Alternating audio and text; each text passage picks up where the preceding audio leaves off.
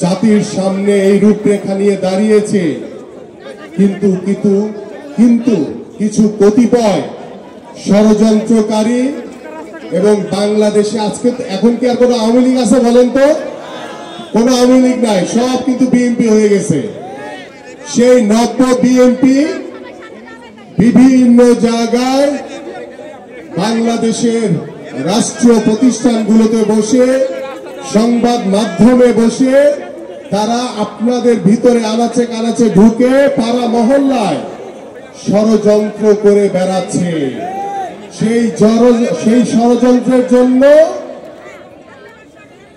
এই মানুষগুলোকে আপনাদেরকে সতর্ক থাকতে হবে এবং ওই মানুষগুলোকে, ওই ষড়যন্ত্রকারীদেরকে আইডেন্টিফাই করে তাদেরকে আইনের আওতায় আনতে হবে।